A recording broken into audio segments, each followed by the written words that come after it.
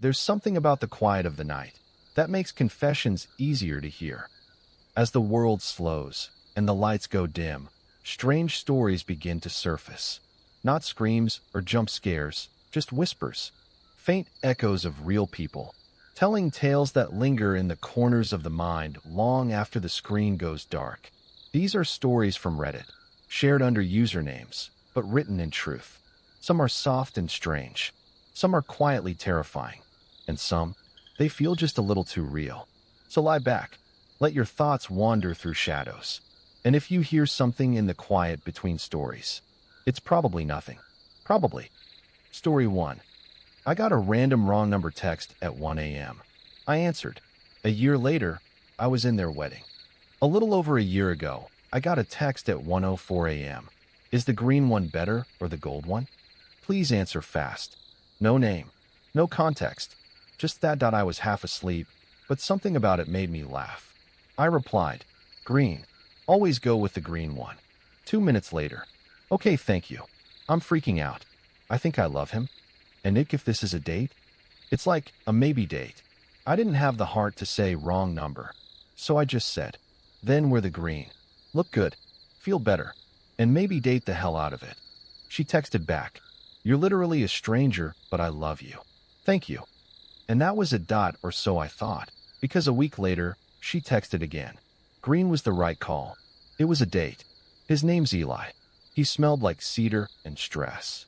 And I, some random dude who never said she had the wrong number, texted back, and we just kept texting. Every few days. Then every day. For months, she never asked who I was. I never told her. It became this anonymous thread of support. When things went well, she'd send me updates. When things went badly, I'd hype her up like I was her invisible best friend in the walls. Eventually, she named me Text Goblin. Then, one night in November, she sent this. Okay, Goblin. I told him I love him. And he said it back. I'm so scared. I feel like my heart is too big and soft for this world. I texted back something dumb, like, he's lucky to have you. And green was still the right choice. Then I didn't hear from her for 2 months.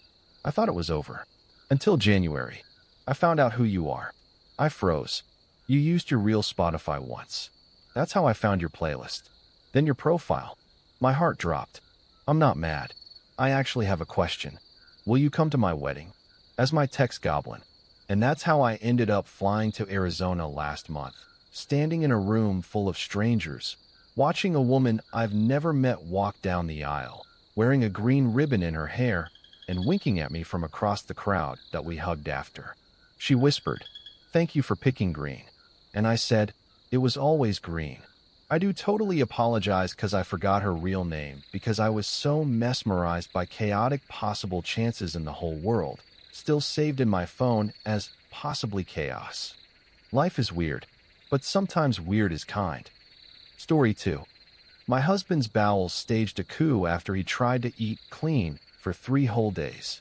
You know how some couples bond by working out together? Or meal prepping? Or doing morning walks? My husband and I bond by playing daily games of what new food item will betray his digestive system today.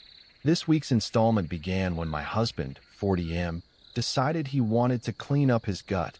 Now, this is the same man who once deep-fried a Pop-Tart because he wanted to experiment. The same man who thought taking a fiber supplement and eating 20 chicken wings was balance. So when he suddenly started Googling things like gut health and low FODMAP recipes, I got nervous. Real nervous. For 3 days straight, he only ate boiled veggies, brown rice, and something that vaguely resembled tofu but had the texture of a wet Band-Aid. Then he added a chia smoothie. Because why not throw a gallon of jelly seeds into a system already on strike? Fast forward to night 3. We're in bed. I'm half asleep. He turns to me and says, "Babe, my insides feel like they're gentrifying." I ask what that even means. He responds by letting out a fart so long and complex it could have been an orchestral overture. I'm talking crescendo, movement changes, and a final brass section that set off the carbon monoxide detector. I left the room. The dog left the room. Even Alexa asked if we wanted to call emergency services. The next day, he started clutching his side like he was in a Shakespeare play and announced that he might have a twisted colon. Not a real diagnosis, just vibes. So he goes to the gastroenterologist, and after several tests, scans, and what I assume was a high-stakes round of name that smell, they confirm IBS, with lactose intolerance, and mild food sensitivity to everything he loves. Great. He comes home looking like he lost a custody battle with his own colon. But instead of being careful, he takes the new list of safe foods and decides that moderation is just a polite suggestion. He eats an entire tub of hummus, half a watermelon, and what I'm pretty sure was 3 servings of Brussels sprouts, all in one sitting, like a goat. That night, he transformed into a sentient whoopee cushion.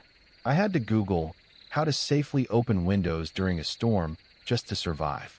At one point, I honestly thought the walls were breathing. And then came the great yogurt incident. I told him, kindly, to avoid dairy. He nodded, smiled, said I got this. Then I found him in the kitchen at 2 a.m., double-fisting Greek yogurt and shredded cheddar cheese, like some kind of protein goblin.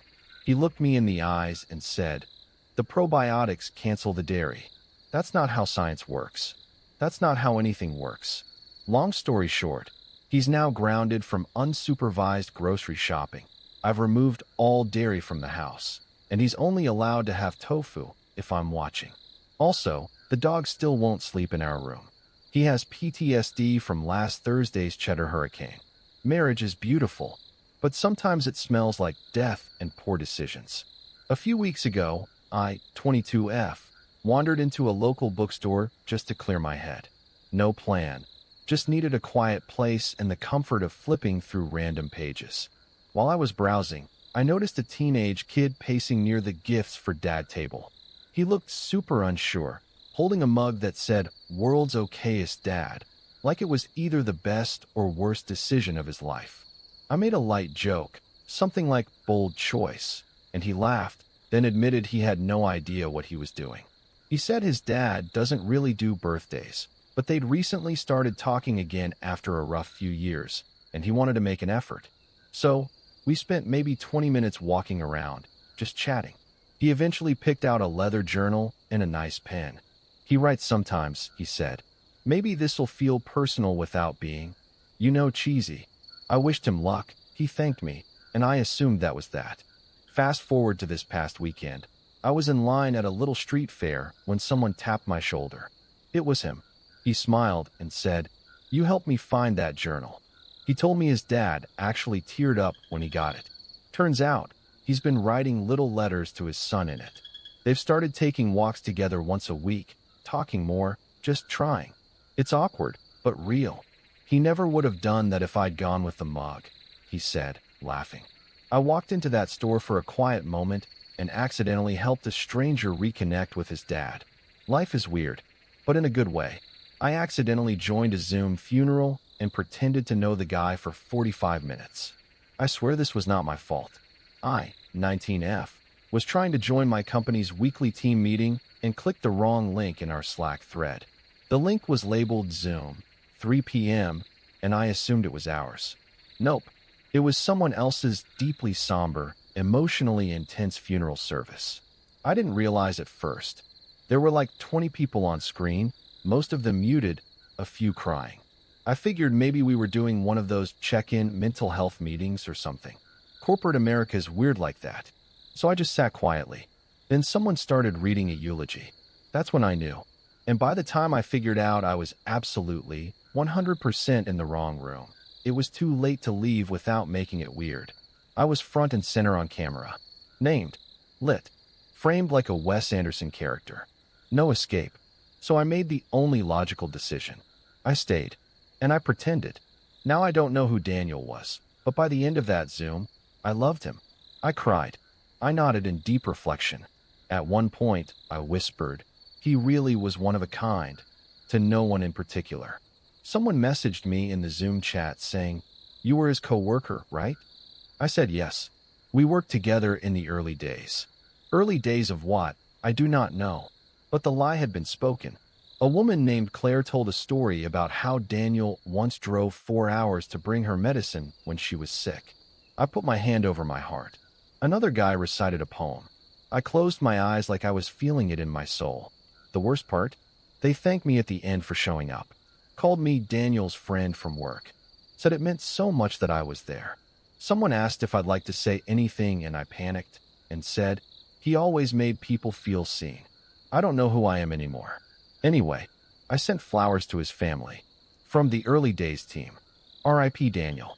I hope you were cool. I sure hope you didn't hate liars. Because I may have just become your fake best friend. Story 3. Karen didn't want to pay, so a firefighter lit her up. I, 19F, work at a small cafe with my mom. It's just a cozy place where people come for good coffee, warm food, and a bit of kindness. My mom is the gentlest soul you'll ever meet. The kind of person who thanks you even when you mistreat her or apologizes if you bump into her. Yeah, that kind. Yesterday, this woman, a couple, walks in all designer bag, oversized sunglasses, and condescension. She orders a chicken salad, eats 90% of it. I'm not exaggerating. Then calls my mom over with an attitude. With the most sour face imaginable, she went, "This food tastes like shit. Absolute garbage. I want to write a complaint. Here we have this thing. It's like an official complaint book businesses must provide by law." My mom, visibly shaken, was trying to explain that she was sorry to hear that and offer her a refund, but the lady kept cutting her off and acting like AB asterisk asterisk asterisk asterisk and looking around like she wanted an audience, and that's when I stepped in. I said, "Ma'am, if you'd like to write a complaint, I'll gladly bring it to you. But I'm sure you're aware that first you'll need to pay your bill. That's the law." She blinked at me like I just kicked her chihuahua, and she said, and I quote, "You know who I am? I won't pay for this service, I can tell you that." And then, enter the husband. He stood up all puffed chest and testosterone and started telling us we better watch ourselves, don't know who we're messing with, and other cliches straight from the entitled rich guy starter pack. My mom was frozen. I was trying to stay calm BCS at this point. I almost shitted myself too LOL, because this guy was flexing like he wanted to fight. And then, right before I shit myself up, the salvation. One of our regulars, Carlos, stood up. Carlos is a firefighter. Drinks his coffee black, wears a calm face, and once carried an injured golden retriever down 3 flights of stairs. The man's basically an action movie character. He walks over, slow and steady, and goes, "Sir, your wife ate the entire plate. You insulted a woman who cooks with love and gives out free soup to people who can't afford lunch. Now you're trying to intimidate them." The husband mumbled something macho, and Carlos didn't flinch. He leaned in a little and said, "Either you pay for the food, apologize, and leave, or I call the police, unless you want to solve this in an old-school way." Guess what? They paid.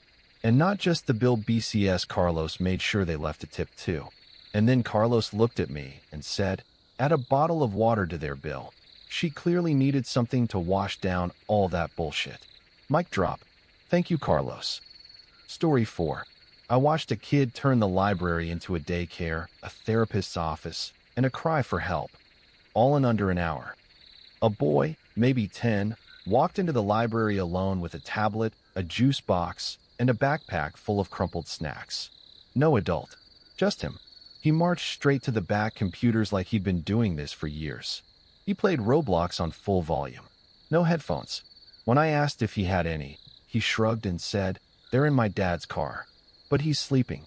That sentence did something weird to the room. He sat there for 2 hours, built a house, blew it up, built another one. At one point, he looked up at me and asked, "Do you guys have food?" I gave him a granola bar from the drawer we pretend isn't a granola bar drawer. Later, I overheard him whispering into the library phone. He said, "Can you just tell Mom I'm here again?" Then he hung up without waiting for a response. By the time someone came to get him, the kid had fallen asleep in a beanbag chair near the graphic novels. We didn't wake him. The man who finally walked and didn't say thank you, just muttered, "He does this sometimes," and let him out the door. The kid looked back once. I work at a library, but more and more, it feels like I'm working in the lobby of a society that's quietly collapsing, offering free Wi-Fi, a charging station, and whatever scraps of stability we can give to the people slipping through. We're not trained for this, but we stay open anyway. Story 5. This is how my fiancé of 8 years broke my heart when he dumped me. I'm writing this because my therapist says documenting trauma helps your brain process it differently. At least it makes the chatter in my head go away. I figured posting anonymously here might be more cathartic than venting into some journal like she suggested. Anyway, I'm still in the air now, but I'm almost in Bali, so this will be my last post for a while. You might have seen my post, 28F, about buying a one-way ticket to Bali after my fiancé, 29M, dumped me 3 months before our wedding. Well, here's the actual breakup conversation. Disclaimer, this is from memory. The conversation will be paraphrased, and I'll leave out private details and omit some parts, and I probably made us both sound way more articulate than we actually were in the moment. But the general shitshow is preserved in all its glory. This is a condensed version of our 3-hour convo. My therapist says I'll read this back one day and be proud of my growth. Right now that seems impossible, but I'm willing to try anything. Plus, I've always dreamed of being a writer, so maybe turning my disaster into words is the only good thing that can come from this. Here goes nothing. Blog number 2, The Breakup. We'd been together 8 years. My entire adult life. Dee was my first everything. My first love, only person I ever slept with. We met in college when we were basically kids and grew up together. The night it happened, I came home excited from work thinking we were finally going to settle on our honeymoon itinerary. I already maxed out my credit card booking first-class tickets for us as a surprise. He was sitting on the edge of our couch, elbows on his knees, head down. Can we sit and talk for a sec? Huh. I still didn't really believe it was happening. I've been thinking about how to say this. My brain just refused to process it. I sat there thinking he was going to suggest postponing the wedding or maybe wanting a smaller ceremony. I love you, Jay. I'll always love you. He said it like he was talking about a dead person. I'm calling off the wedding. What? He finally looked at me, and I could see he was about to cry, and that somehow made it worse. Like he was the victim here. I'm so sorry. Are you kidding me? This has to be a joke, right? But I could see in his eyes that he meant it. That he'd been sitting with this decision for God knows how long. Details omitted. I didn't mean to blindside you. I've been sitting with it. For months. Trying to figure out how to say it. Months. While I was obsessing over our seating charts, he was planning his escape. You don't want to marry me? He ran his hand through his hair. The same hand that used to rub my shoulders when I couldn't sleep. The same hand that held mine through my grandfather's funeral. The same hand that slipped a ring through my finger under a sky full of stars. I love you so much, Jay. You know that. He looked everywhere except at my face. I stared at him. The eyes I'd looked into 1,000 mornings, thinking they'd be the last thing I'd see before I died someday. Old and gray, and still his. Is it cold feet? We can postpone, push it back a few months. Or make it smaller. Your mother would prefer that anyway. I didn't realize how desperate and pathetic I sounded. It's not the wedding, Jay. Then what? Did you meet someone? His hesitation told me exactly what I needed to know. It's not like that. I haven't cheated on you. Details omitted. Oh, congratulations. You didn't cheat. Would you like a fucking gold star? The F word just fell out of my mouth. I'd never said it out loud before, not once in my entire life. But there is someone else, I said. Isn't there? We got together so young, Jay. So, I never got to discover who I was outside of us. You had 8 years to figure that out. I know, and I tried to make it work. I thought maybe once we were married, once everything was official, this feeling would go away. But it's getting worse. What feeling? Like I'm living someone else's life. My life? You mean my life? You think you're trapped in the life I created. I think we're both trapped. And it's best for both of us this way. Best for me. I stood up and I was shaking. How the fuck is this best for me? Because you deserve someone who wants this life as much as you do. No, you don't get to twist this like you're doing me a favor. I'm not saying that. Tell me about her. The one who made you realize all this. Details omitted. Details omitted. Details omitted. She's just reminded me who I was before us.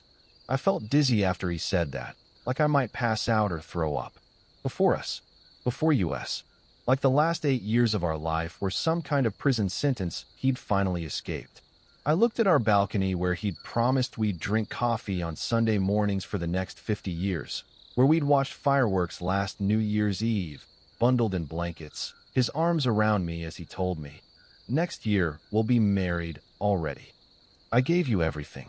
I held you together when. I know. I gave you my 20s, through your family and your constant insecurities. I know. Don't. Don't say I know. You don't know shit." His eyes were wet now, but I didn't care. I wanted him to hurt. I wanted him to feel even a fraction of what he was putting me through. I waited. I stayed.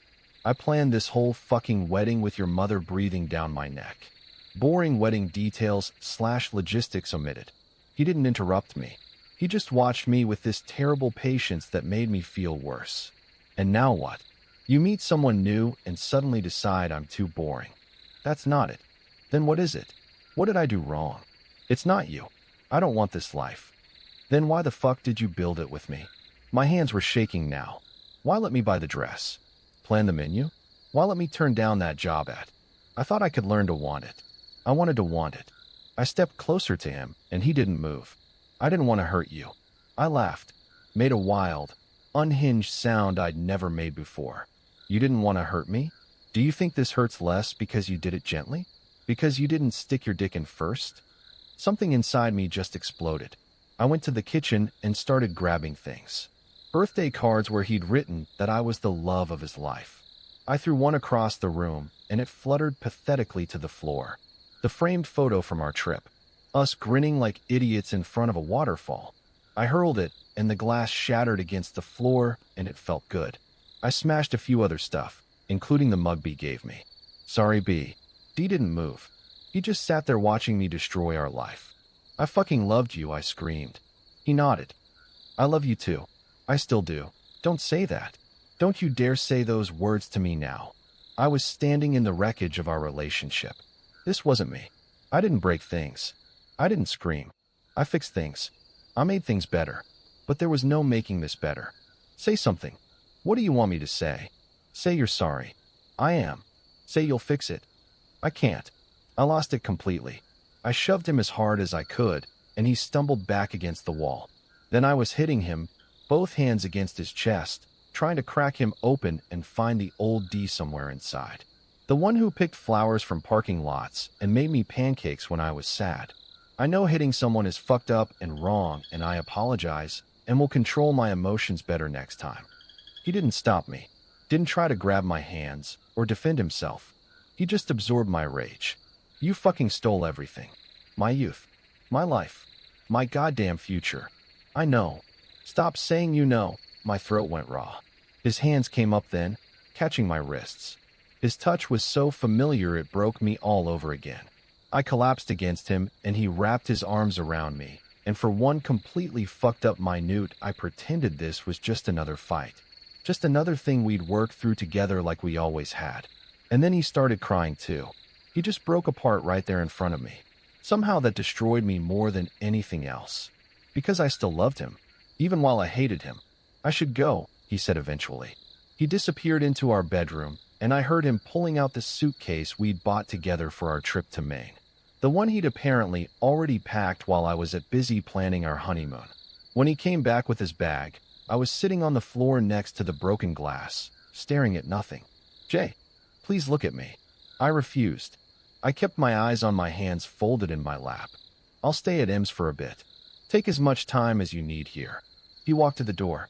Jay. I could feel him looking at me, but I wouldn't let him see my face one more time. The door clicked shut. I sat there for hours next to the pieces of our broken life, holding a pillow and crying until I had nothing left. I don't know why I'm telling you all this. 30,000 feet in the air with my plane touching down soon. Maybe I just needed to write it down so I could finally let it go. Or maybe because I want other women to know that sometimes love isn't enough, and that's not your fault. Because I'm starting to figure out who I am now too. And she's nothing like the woman who begged him to stay that night. She is going to be so much better. Sorry, I'll make sure my next post in Bali will be a happy post. Story 6. I've been blind for 20 years. But last night, I saw something. I lost my sight at 6 years old. Freak accident. Long story short, a gas leak, a spark, and an explosion that left me with burns and darkness. I adjusted, learned Braille, got a guide dog, Riley, and eventually built a life of independence. I even became a tech support specialist, working from home, thanks to adaptive software. And I thought I had control of everything until last night. It started with a subtle shift. I live alone in a one-bedroom bungalow on the edge of a small town. I know my space like the back of my hand. The squeaky tile near the fridge, the tiny rug curl by the bathroom, the way the air changes ever so slightly between the living room and hallway. So when Riley, my usually chill, unshakable golden retriever, started growling in the middle of the night, I sat up immediately. It wasn't a bark, not a sound of fear, just a low, steady growl. Focused, I reached over and placed a hand on his back. His fur was bristling. He was facing the hallway. Then I smelled something. Not something rotten or obvious, something faint, like wet copper and warm plastic. Not a smell I recognized. Not a smell that belonged in my house. I stood up slowly and listened. The floor didn't creak. No wind. No obvious signs of movement. I called out, "Hello." Nothing. Then Riley stopped growling. Instantly, like a switch flipped. I clicked my tongue for him to come closer. He didn't move. I crouched down and reached out for him. He wasn't there. Panic welled up in my throat. I crawled in the direction he'd been. My hand brushed the cool linoleum of the kitchen floor and something thick and sticky. I recoiled. It wasn't blood. It wasn't wet. It was warm, like a latex glove filled with water. I reached again. It was gone. That's when I heard it. A faint rustle. A whisper. But not in my ears. In my head. He saw too much. I don't know how to explain what happened next. For a split second, just when I saw. Not like before the accident. Not like memories. But like a flashbulb going off in the dark. In that moment, I saw my kitchen not how it was, but how it used to be. My mother by the stove. My dad seated at the table, alive again. Riley as a puppy chewing on a tennis ball. It was a memory. A memory frozen in perfect clarity, like I had eyes again. And right in the corner, something else. A tall, thin silhouette, standing in the shadow between the fridge and the pantry. Watching me. I couldn't make out a face, but I knew it didn't belong in any of my memories. Then it was gone, and I was blind again. But the room was different now. Still, cold. Every instinct screamed that I was not alone. I made it to the hallway, inching along the wall toward the bathroom, where I kept an old emergency phone. Not my smartphone, an old flip phone I kept charged just in case. I found it, opened it. No power. Then the hallway air changed. It was like a breath against my neck, barely there, but unmistakable. I turned, heart pounding, and reached out instinctively. I touched skin. Dry, brittle, wrong. And then, it whispered again. "You saw too much." I screamed, not just out of fear, but grief. Because the last thing I heard before I passed out wasn't the creature, or the footsteps, or even the whisper. It was Riley, barking, but from outside the house. Story 7. My dad almost killed me with an axe head, and still doesn't know it. This happened a few years ago, but it still sits in the back of my head and pops up now and then. I was home from college for the holidays, and my dad wanted help preparing wood for the fireplace. We live kind of out in the country, so chopping wood is just part of the deal. I've done it with him every year since I was a kid. Now, my dad has this really old axe. It's big, ADN heavy. The wooden handle was cracked and the iron head was loose. You could actually feel it wiggle if you tilt it. He knows this, but he refuses to get a new one because, in his words, it still works. That's kind of his thinking. If it hasn't completely fallen apart yet, it's still good enough. Anyway, we're outside in the cold. I'm stacking the split wood to the side, and he's doing the chopping. I'm not standing that close to him, maybe 5 or 6 feet away, out of the danger zone basically. I've always been around him when he does this, and it never felt dangerous. Then shit happened. He raised the axe over his head like usual and brought it down hard. I didn't even realize anything was off until I heard this weird clanking noise, and the axe head flew off mid-swing and came right past my face really fast. It missed me by what couldn't have been more than a couple of inches. I felt the air with my ear. It landed behind me in the dirt, maybe 4 or 5 feet back. It could have easily smashed into my skull, my neck, anywhere, really, and it would have been bad. Not ideal, you could say. I froze. Completely. I didn't move or say a thing. I just stood there, staring. My brain short-circuited, like it didn't know whether to freak out or laugh. Meanwhile, my dad didn't even notice. He muttered something like, "Goddamn thing came loose again," walked over, picked it up, and started tapping it back onto the handle like he was fixing a loose broomstick. Like nothing happened. I thought about saying something right then, like, "Dad." That almost hit me, but I couldn't even form the words. By the time I recovered, it felt weird to bring it up. I figured he'd either brush it off or make a joke about it. The moment was already gone. He still hasn't fixed it properly or replaced it, and as far as I know, he still doesn't know how close he came to seriously injuring me. But he got a new one because it was on sale, so it's okay, I guess. I haven't helped with the wood since, though. I think he just assumes I got lazy or bored.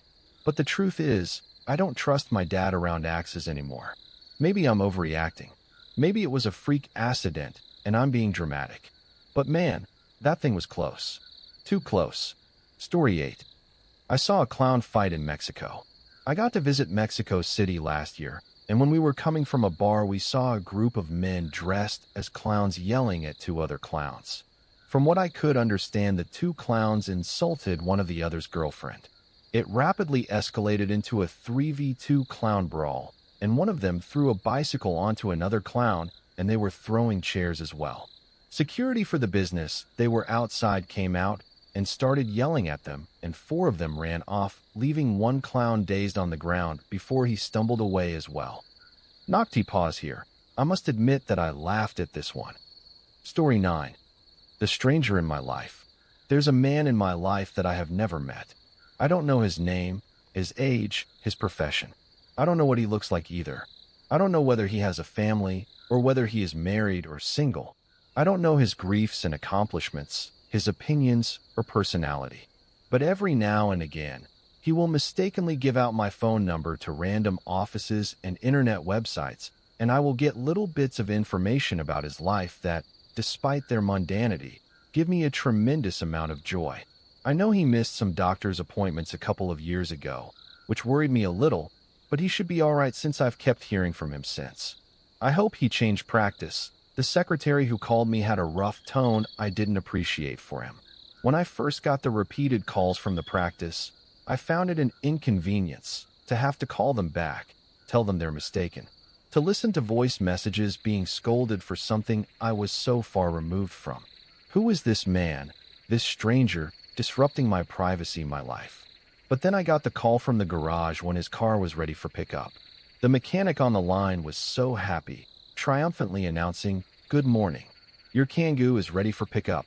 I immediately transferred all the sentiments I felt for the Renault Kangoo, the friendliest of vans, to this stranger. I know now that my stranger lives in the north of France, in the region around the city of Cannes, which I mostly know from the dish named after it. Les tripes à la mode de Cannes. Tripes are the lining of the sheep's stomach, and although I have never tried it, is in the category of dishes I have decided I wouldn't like. I am curious to try them now, though, and whether my stranger enjoys them. The last call I got was a couple of months ago from an estate agent. My stranger is interested in buying a house. That was exciting. I called the estate agent back and explained the misunderstanding, but he became instantly suspicious and thought I meant to say my stranger was unreliable and weird, giving out random phone numbers out like that. Absolutely not. He's just a little clumsy, maybe mistaking a number for another, getting the order wrong. God knows I have accidentally given out wrong numbers before. I wonder if he knows about me now as well. I explained the situation to the mechanic as well, who laughed with me about it, as one should, and hopefully he would have passed along the message that I exist, that he's been giving away my phone number to random people all these years. Would it matter to him as much as to me? That there is another human at the other end of this small mistake? I got another crumb yesterday, a text from an unknown number. "Albert," it said, "it's me, Barbara, from the dating site." Now this I am unsure whether it is real or scam. Who says dating site and not the name of the dating site? Too vague. But also writing the name of the supposed interlocutor, Albert, makes it feel more real. My stranger is looking for love. Maybe. How exciting. I always imagined him a bit older, but maybe that changes things slightly now. Maybe he is in his 30s or so. I could write back, smell out a possible scam, but I am wary to get too close, or to have this new clue be proven fake. We live a world with so little uncertainty now, where every argument can be settled with a Google search, where guides and expectations can be found for every step we take in life. In a world often devoid of mystery, knowing that at any moment, but without any influence of my own, I could get another snippet of information from a stranger's life is an absolute treat. It's funny that the same type of progress that allows us to live life in such certainty is also the source of this unexpected and faint connection between me and a man from Cannes. Like our imperfections as humans, and our strong desire for social connection will always find a way through the cracks of technology. Other people are just so exciting. The lives we might live, our similarities and differences shaping this big fleshy mesh that is humanity. We have never met, but I love the idea of my stranger, and I love that he's given out my phone number. Maybe his name is Albert, maybe he's buying a house, maybe he's looking for love. Story 10. I acted like a therapist to someone online for weeks. I had zero training. A few months ago, I joined a random Discord server about mental health. I was just there to lurk, maybe find some good advice for my own issues. I never expected to become someone's person. There was this one user who started venting late at night. Really heavy stuff, suicidal thoughts, isolation, trauma from childhood abuse. No one else was responding, so I did. At first, it was just simple empathy. That sounds horrible. You don't deserve that. I'm here for you. Basic stuff. But they latched onto me instantly. Like, they needed someone.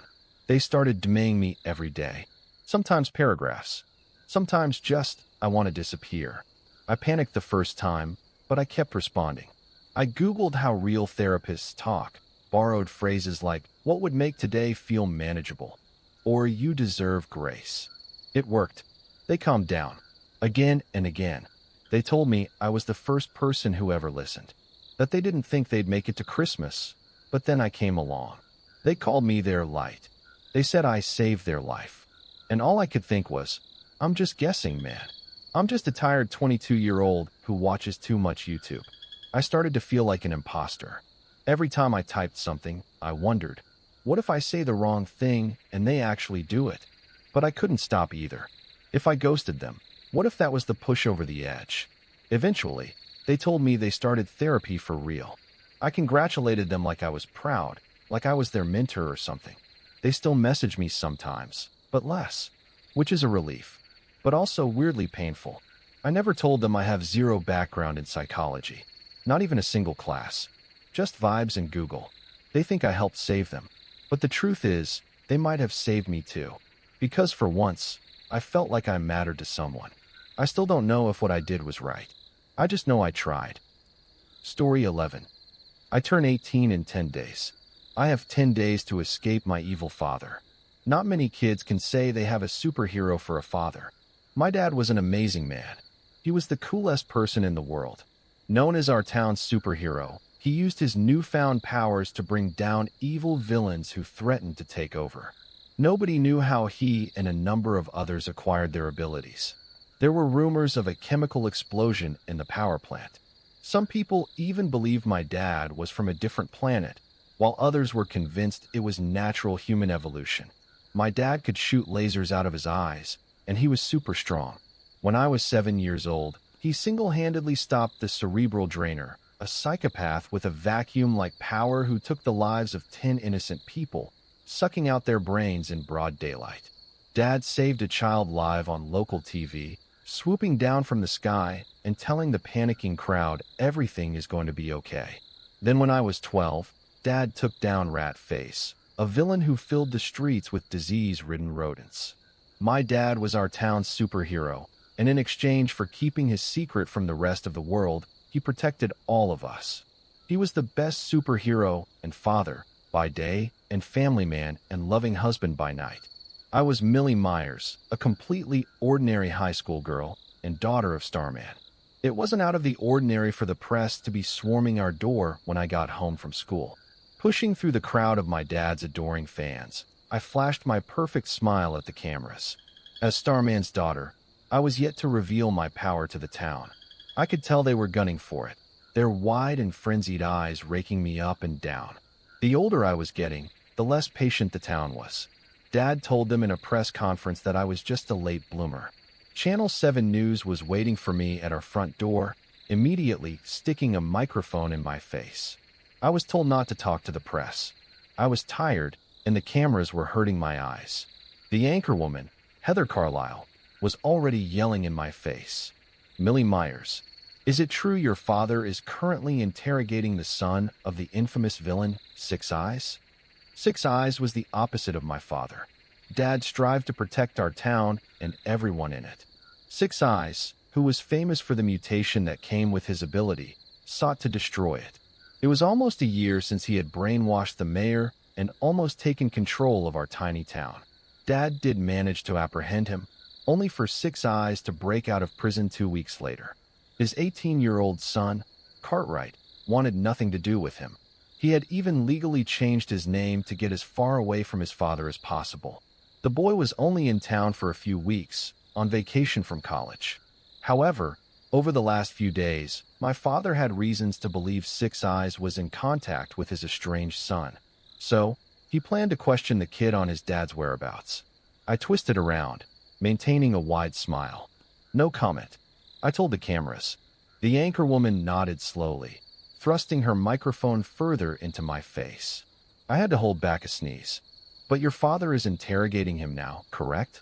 Millie, can you tell us what techniques he is using? She demanded, her expression riddled with excitement. She was trying to get me to spill or trip over what I was saying so my words could be taken out of context.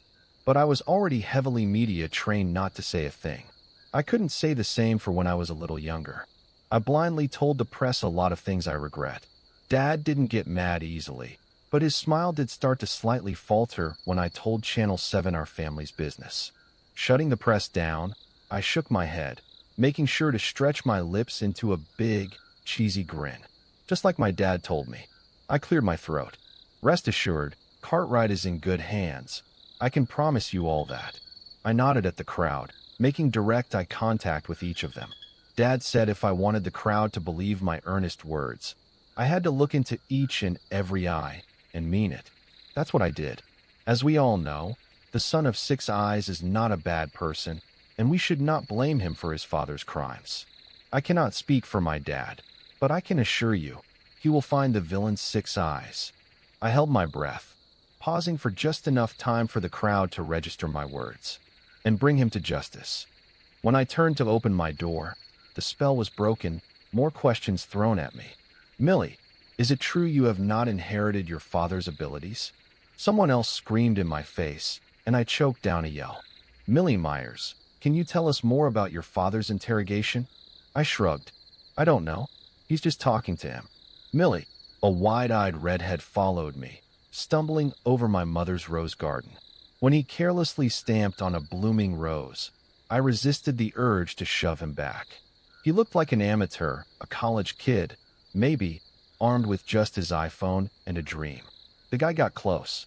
Too close for comfort, swiping at my jacket. His breath was just coffee and cigarettes. Are you aware of the photos floating around of you and Kai Hendricks, the son of Oculus? Can you confirm that you are in a relationship? A younger woman threw herself in front of him. Miss Myers, is there a reason why your brother does not come outside? Ignoring them, I opened the door, stepped inside our house, and slammed it behind me. Once inside, I let myself breathe, dropping my backpack and pulling off my jacket. There was a folded square of paper tucked into my pocket. I pulled it out and ripped it into pieces. There were exactly 1,370 tally marks carved into our front door. With a rusty nail, I scratched another tally, crossing a group of 4. 1,371 days. Kicking off my shoes, I strode into the downstairs living room. I'm home, I told my twin brother.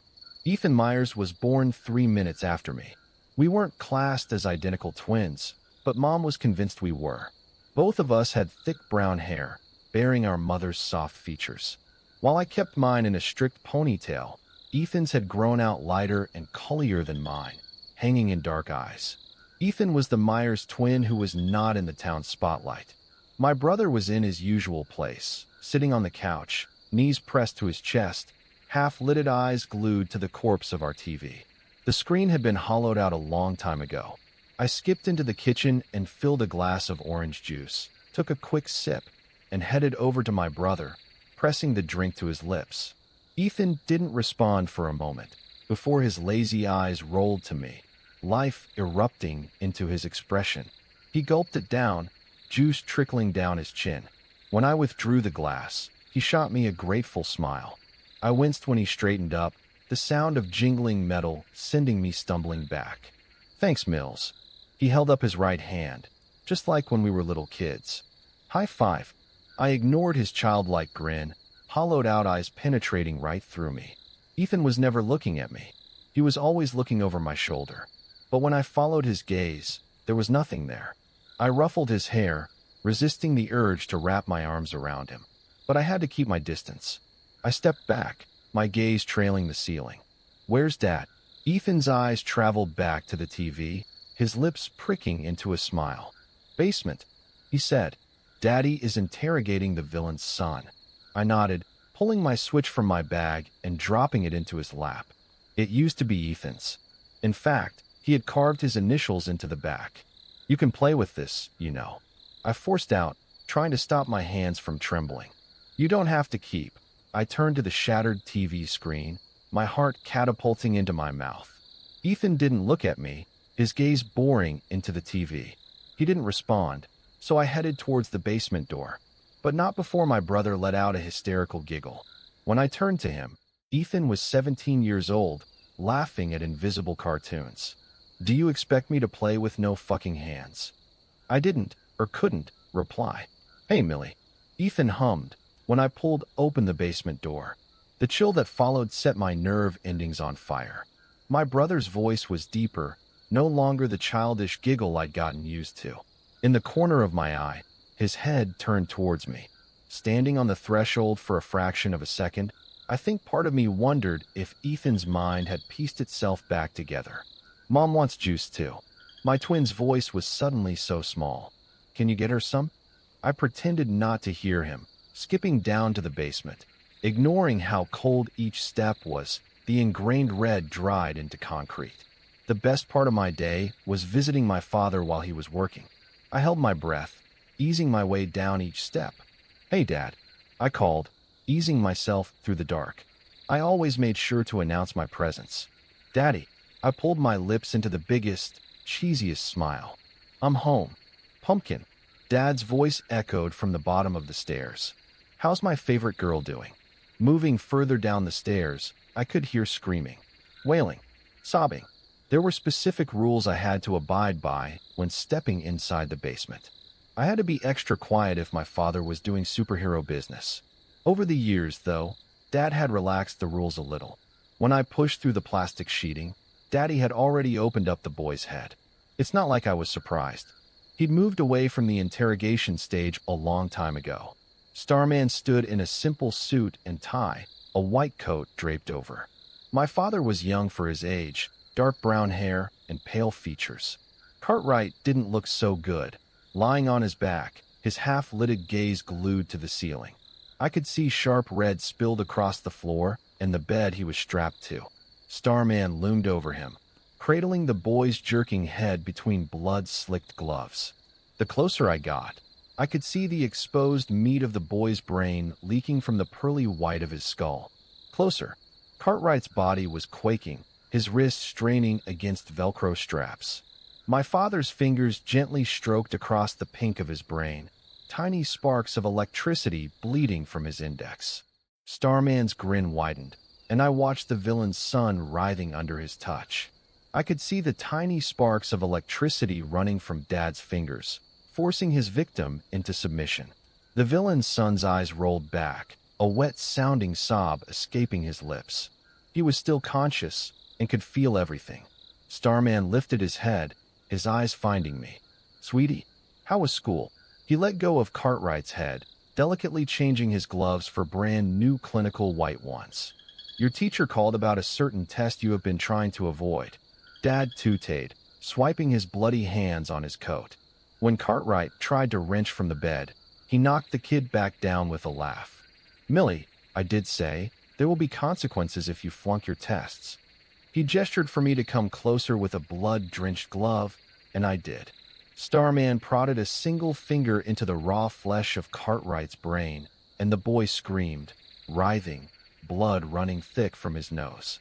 Do I need to take your phone away? How about the school trip to New York? Millie, I don't have to sign the permission slip. He turned back to the villain's son, hanging over the boy with a laugh. What do you think? He cleared his throat. When Dad nodded at me, I laughed too. Young Mr. Cartwright, the human brain does not have nerves, so I don't know why you're screaming. It is quite embarrassing for a boy of your age. He slapped the boy's cheek playfully, and Cartwright wailed. 1,400 days, I thought, watching my father torture the teenage boy.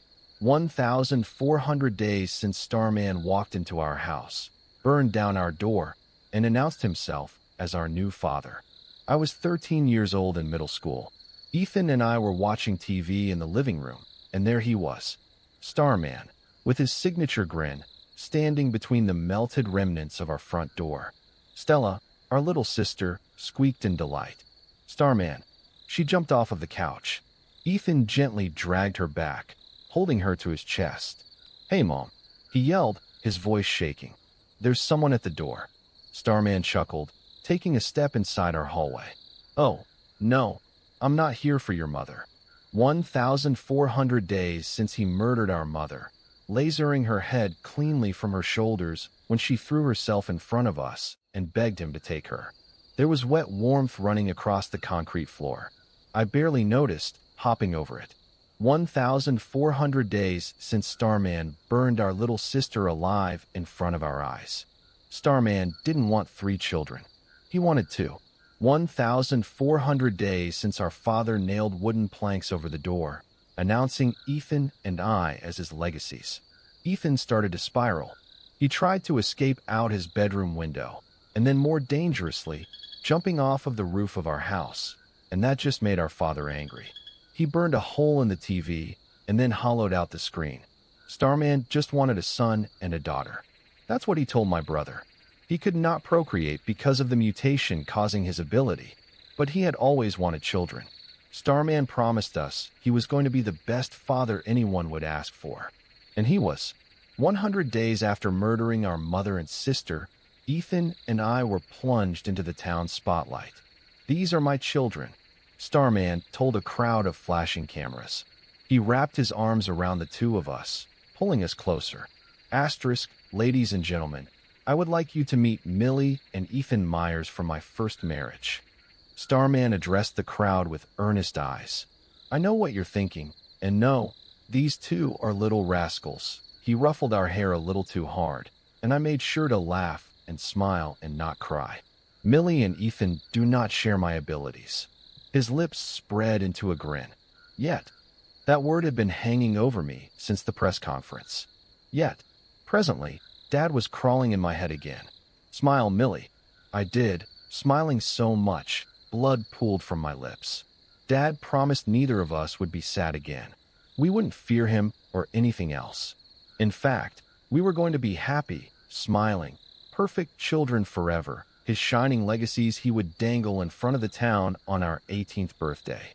It was his birthday present to us, and I was so excited. The closer I was getting to my father, I could sense him fashioning my smile, wider and wider, until I couldn't breathe. He didn't care that I was bleeding, that my eyes were stinging. All he cared about was that I loved him as my father. Come here, Millie. I forced myself forwards, swallowing vomit filling the back of my mouth. If I screamed, I would end up like my brother. Ethan was on a permanent timeout until his 18th birthday. Starman was yet to forgive my twin trying to stab him at Thanksgiving dinner. Dad said Ethan's mental state was puberty, but I was more akin to believing it was a mixture of trauma, as well as our father's attempt to poison my brother with powers at 14 years old, which almost killed him. Dad was smart enough to stop the procedure before he killed his only son. I blinked, my legs buckling, footsteps faltering. Sometimes I think I can pull away from his influence. Millie Myers. Dad hummed, skimming his finger across a variety of scalpels. Cartwright watched him feverishly. Don't make me ask again, Pumpkin. Still, I felt my thoughts start to melt away, replaced with artificial happiness choking me. Our father was the best dad in the whole world. I wouldn't ask for any other father, and I didn't even miss my mother. With that thought slamming into me, I skipped over to my father with a grin. Around him were rejects, corpses piled to the ceiling, limbs and heads and torsos contorted and merged into one mass of gore. Humans he attempted to turn into minions. But there were also successful villains. The cerebral drainer and rat face had been ripped apart and put back together again. Dad was saving them for a quiet day. The Myers basement was my father's workshop. When I joined his side, he ran his fingers over Cartwright's skull. I was surprised when the villain's son let out a sudden, hysterical giggle, his eyes rolling to pearly whites. "What are you doing to him?" I asked, intrigued, running my hands over the boy's restraints. This time, Cartwright's body contorted into an arch, maniacal laughter escaping his lips. When his back slammed into metal, the ground rumbled. "Now, what is funny, Starman asked in a low hum. The boy responded by spitting in his face, shrieking with giggles. Dad cleared his throat, swiping blood from his cheek. "That's not funny." I was keenly aware of several instruments dangling above my head. Cartwright's body jolted, and they hit the ground. Dad turned his attention to me. "What is your nightmare of a brother doing, young lady?" His words shattered part of his influence. I felt my breath start to quicken, my heart starting to pound. Fear. Ethan hadn't moved in days, weeks, months. Glued to that one seat, caught inside his own delusion. Ethan was watching TV when Mom's brains were splattered across the walls. He was watching TV when our little sister's flesh bubbled into the living room carpet. "Ethan is watching TV." I hummed. "What are you doing to the villain's son?" I pointed to the boy's contorting fingers. They turned clockwise, straining under harsh Velcro straps. Cartwright was trying to twist off my head like a bottle top. I was lucky to have my father's protection. Dad shot me a grin. "Well, you see, Millie," he said, shoving the hysterical boy back onto the bed. Madness. I saw it in his eyes, igniting every part of his face, running through his nerve endings. That is what made a villain, what we all saw on the local news. It was the loss of humanity, logic quite literally burned from the brainstem. Complete, unbridled euphoria, accepting insanity. I had already seen this exact look. The cerebral drainer's psychotic grin. Rat Face's all too familiar and horrific chittering laugh. Six Eyes' Alice in Wonderland smile. Dad rocked the boy's head back and forth. Cartwright giggled along, his gaze finding nothing, penetrating nothing. His hands went limp, and he gave up trying to yank my brain from my skull. We can't have heroes without villains, can we? I reached out, poking the boy in the face. "So he's like his father?" Dad almost looked like a proud father. "Oh, no. Honey, he's better than his father. He's already setting an example." Starman nudged me playfully. "Your father would not exist without the bad guys," he said, tracing a finger over the boy's cheek. "We're just lucky we have a town full of naive fuckwits." Cartwright laughed harder. Hard enough to send him toppling off of the bed with a wet, meaty-sounding smack. I was partially aware of my body reacting. My breaths quickened, a thick slime creeping up my throat. I think I stepped back. I think I almost screamed. I forgot his head was hanging open, half of his brains leaking out. But I don't think Cartwright needed a brain anymore. Whatever was left of it was blackened, thick, poison streaks running up down what had been healthy pink and gray. My dad scooped him up and plunked him back onto ice-cold steel. His evil laugh was fake, manufactured, programmed directly into his mind. Part of me wondered if this was his father's fate too. Six Eyes. Was he a result of my father's experiments? The crazy thing is, the more I want to scream, my chest heaving, fear starting to gnaw away at me, the stronger my father's influence is. The villain's son was stitched back up with not even a hair out of place and thrown into the back with the other finished minions. If he recovered well, Cartwright, son of Six Eyes, would be going on a town rampage very soon. Well, he was the villain's son after all. Instead of screaming, I smiled. Dad taught me everything about cutting up humans. Human brains were so easy to manipulate because humans were bad. The people like my dad were better. I grabbed a scalpel, sticking it into Cartwright's hand. His whimper of pain collapsing into hysterical laughter didn't give me hope. If he reacted positively to a blade going through his skin, he wasn't worth saving. Once that thought crossed my mind, however, I really loved my dad. The mental declaration almost sent me to my knees. Go upstairs and do your homework, Dad said, wheeling Cartwright into the back room. I'll be upstairs to cook dinner in 10 minutes. Sure, Dad. His influence was like a wire wrapped around my throat. Squeezing. Oh, and Millie? I didn't turn around. Yes. Chocolate or strawberry for your birthday cake? I froze, my smile stretching right across my face. He knew my answer.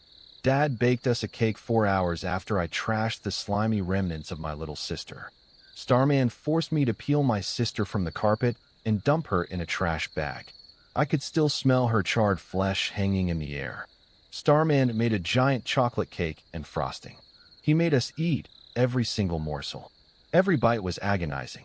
Chocolate, Daddy, I said, swallowing my lunch. Dad chuckled, and somewhere in the back, Cartwright started laughing. Starting as quiet giggles, they became full-on guffaws. Starman ignored him. That's right, Princess. I nodded, heading back up the stairs. Greeting my brother, I cranked the Alexa to full volume. I always listen to music when I'm doing my homework. Filling a glass of water, I held it to Ethan's lips with 3 fingers. Ethan downed it in 3 gulps, and then nodded in one single motion. Starman may be a highly intelligent psychopath, but he is yet to notice my brother is not as brain dead as he thinks. Yes, he still watches TV, but he's also thinking. Dad is under the impression my twin doesn't need to be under his control, but Ethan has been planning. And slowly, over days, weeks, months, he has been putting together our escape plan. It has been 1,400 days since Ethan and I tried to escape our father. 1,370 days since we started to scratch our days of captivity into the door. 10 days until we turn 18. 4 days until we get the fuck out of here. If you've made it this far into the quiet, thank you. The stories may fade, but the feeling they leave behind, that strange stillness, tends to linger. If you found comfort, relaxed, or something in between tonight, consider staying. Subscribe if you haven't. Share this with someone who listens in the dark like you do. And leave a comment. Tell me what story stayed with you the most. Until next time, sleep deep